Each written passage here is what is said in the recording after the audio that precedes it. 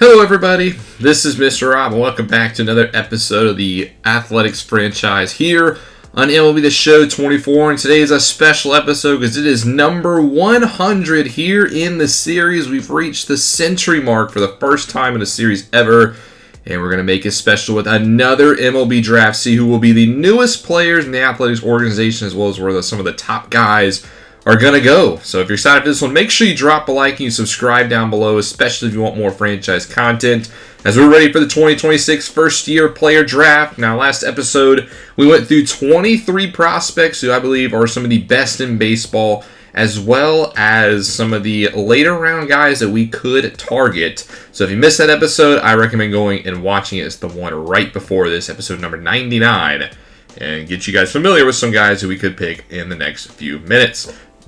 So not wasting any more time, let's get into the MLB draft and see who is selected. We have the number 6 pick. We'll go through all of the first round picks. Starting off with the Rockies on the clock. They have the first pick in the draft, and they started off by picking Esteban Cervantes, the first baseman from the University of Miami, born in the Dominican Republic. He's a solid player. He was the consensus first pick in MLB sort of scouts. Our guys had him at 8th. But he's a guy who's probably going to come out of college major league ready, and he should be the help that the Rockies need right away. So a good pick there from Colorado at pick 1. Now we get into the second pick of the draft, and the second pick is going to be Danny Paulino, the starting pitcher, will go to the Washington Nationals from Indiana University. He was our team's top prospect. You see, we have him at rank 1. Another surefire guy. Might not be ready immediately like Cervantes, but should be an anchor for the Nationals pitching staff that needs an anchor. And the third pick in the 2026 MLB draft, the Kansas City Royals select Miles Mora, center fielder from the University of Southern California. Maybe a little bit earlier than I thought anticipated, but he looks like a pretty solid selection. So 3 college ball guys going in the top 3. As we'll get now into the rest of the draft, as you can see, the 4th pick on the clock. 3 more to our selection. And with the 4th pick in the 2026 MLB draft, the Chicago White Sox select Kirk Pruitt, starting pitcher from Rutgers University. Another solid selection there for the White Sox. The Padres on the clock next before us. And with the 5th pick, they go Daniel Patton, a center fielder, which means we are on the clock. And there's still a lot of guys to choose from. The top guy I have on my board, who I thought would go at this point, is still here. I thought catcher Lonnie McCarthy would have been a surefire top 3 pick. He looks like a pretty solid all-around player. Spent last year with the USA travel team.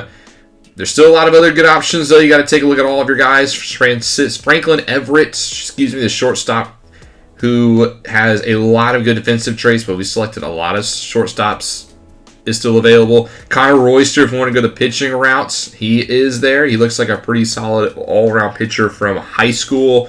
But to me, this pick has to go to one player. So with the 6th pick in the 2026 MLB draft, the Athletics select Lonnie McCarthy, the catcher from the USA travel team.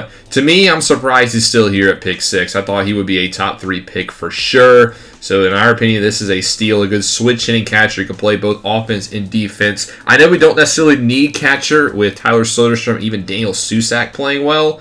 But in the draft, for me, it's BPA, and Lonnie McCarthy is definitely the BPA here at pick 6. We'll see the rest of the first round. The next pick, the Detroit Tigers are going to select starting pitcher Willie Vaughn. And that'll take us to our division rivals in the Seattle Mariners with the 8th pick in the draft. And they will take starting pitcher Connor Royster from Corona High School in California. One of the guys we thought about taking. He's going to be in our division. Brewers on the clock up next with the 9th pick. They select Julio Vasquez, a left fielder from the Dominican Republic, and only 18 years old. A solid selection there. He was the top left fielder on a lot of people's boards. Number 10th pick, the Marlins select Victor Malanca, a shortstop who was not the top shortstop, but this guy actually did kind of like. A lot of these guys in these next couple spots we didn't fully go into in the draft preview because I thought it was too early for pick 6 and they weren't going to last to our next pick. So not saying these are bad players, as Drew Barr, the catcher, goes next to Boston. And with the 12th pick, the Cubs select Jacob Shepard, a starting pitcher who I actually liked as well that we didn't highlight. With the 13th pick, the Pittsburgh Pirates, who had a good year this year, they select the top second baseman, Tony Dutzman, who played last year with a JUCO school in Ohio after being a former Cincinnati Bearcat. There were some issues about his character. The Pirates don't seem to mind. Starting pitcher Diego Saenz will go next to the Baltimore Orioles. Then halfway through the first round at pick 15, the Tampa Bay Rays will select Marcelo Ibarra, another starting pitcher. To the back half of the first round, the New York Yankees, 3 straight AL East teams, they are on the clock as they select Dave Wells, another starting pitcher, as the pitchers starting to go here. 3 in a row, 4 of the past 5 have been starting guys. No relievers have been selected yet, and with 17th pick, that round will continue as Reggie Colligan will go to the San Francisco Giants. The other New York team, the Mets, now on the clock at pick 18, and they will select Vladimir Valentine, a first baseman from Venezuela. I really liked him a lot. If I had a pick here in the teens and the 20s, he probably would have been my top target. I think the Mets hit nicely with that selection. Another Vladimir goes next. Starting pitcher Vladimir Hernandez will head to the Cleveland Guardians. And with the 20th pick in the MLB draft, the St. Louis Cardinals will select Christopher Nixon, the first reliever off the board. A lot of people thought that would be the case. The closing pitcher from Cisco College, a JUCO college in Texas. Diamondbacks at pick number 21 will take Stanley Yamashita, a third baseman, the top guy on the board from Oregon State via Japan. 22nd pick, the Los Angeles Angels will take Dave Asuncion, a center fielder, another division rival. Up next in the Texas Rangers, and at pick number 23, the Rangers will select Benji Guevara, a starting pitcher. Cincinnati Reds were busy in the offseason. Now it's time for them to check a draft pick. As a number 24 pick, they select Darren Fields, a center fielder. The Atlanta Braves, the World Series champions from a couple years ago, here at pick number 25. And they will select Isaac Andrade, a starting pitcher from Mexico. With the 26th pick, the Minnesota Twins are on the clock, and they will select Frank Iden. Another closing pitcher goes off the board. That'll bring us to the Toronto Blue Jays not having a good year this year, so this is kind of a big pick for them as they look to potentially start a rebuild. They take Carlos Espinoza, first baseman from the Dominican Republic. With the 28th pick in the 2026 MLB Draft, Los Angeles Dodgers select Willie Cruz, a shortstop. And then with the penultimate pick here in the first round, the Houston Astros are on the clock, and they will select Brandon Santiago, another starting pitcher. Last pick of the first round, then we'll speed it up a little bit. The Philadelphia Phillies, the defending World Series champions. And with pick number 30, they will select John Lopez, a first baseman. So we'll go a little bit farther into this one now. Here we're going to the competitive balance round A. Pick number 36, the Rockies, select DeMarcus Jameson, relief pitcher from Mason High School in Ohio. That'll take us to our pick here in the second round, pick number 42. A lot of guys still on the board. Top guy available for us is Franklin Everett, who's still there. But again, we're really deep at shortstop, so I like the talent, just don't know if it's necessarily worth it. There's also starting pitcher Miguel Vergara, who our scouts are really high on, that's not ranked in the top 100 in the MLB. Just looks a little raw. There's also Billy Da Silva, who's in the same book as Vergara, but in my opinion looks a little bit more polished. Another project starting pitcher. And there's also right fielder James Giles, who I like a lot, but I think might be a little bit too early here. So all in all, we're going to go starting pitcher at pick number 42 in Billy Da Silva, the 19-year-old from Venezuela. This might be a little bit of a reach, like a little bit of a gamble. You know, our scouts are really high on him. He seems kind of raw, but he has some high potential. So we'll see how that works out for the Athletics. The 45th pick, the Seattle Mariners will select Alex Davis, a relief pitcher from Cal Poly, who I actually did like as a late-round pitcher. At pick number 52, the Tampa Bay Rays select Franklin Everett, the shortstop from St. Augustine Prep in New Jersey. Will go to the Tampa Bay Rays. Later in the second round, at pick number 62, the Minnesota Twins will select Carter Burkhart, the starting pitcher from Wilmington High School in Illinois, who we took a look at.